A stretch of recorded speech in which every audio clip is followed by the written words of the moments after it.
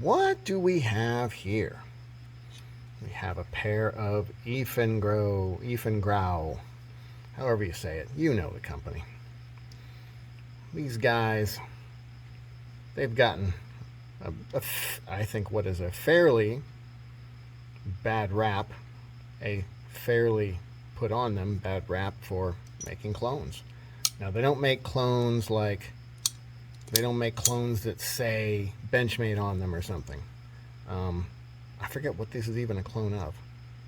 I think it's like a half-ass clone of a Shiro, maybe. But it doesn't really look exactly like the Shiro. And when it came, it had these G10 scales that were way thicker. I've cut these down a lot. They were so thick that you couldn't access the lock bar. Now the lock bar is sticking out a lot because I cut it down a lot. I made it all rounded. Put it on the sander and rounded it off.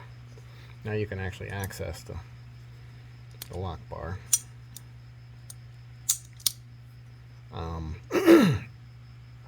Put this thumb stud on it too. One of those aftermarket thumb studs. It works good. You can even reverse flick it. You can thumb flick it. You can kind of use this fuller, but you got to give it a lot of wrist with the fuller. And you can just go back and forth with the lock bar. So I don't hate it now.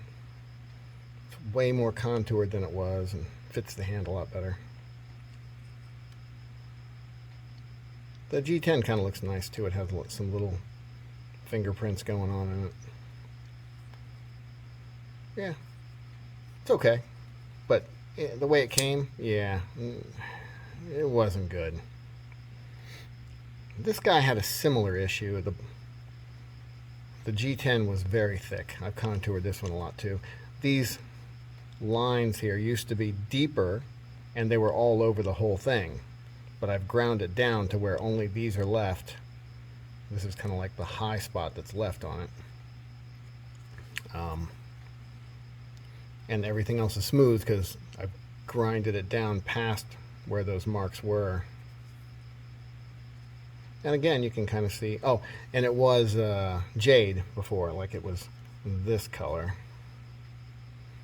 But I dyed it sort of a reddish, and then I hit it with a blue too, a little bit on this back side, and it kind of made it sort of a purple.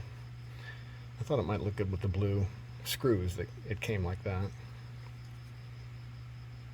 But action's okay on it. It's not bad. But it's flipper only. Wish it had thumb studs. I would like it better. Pocket clip works well.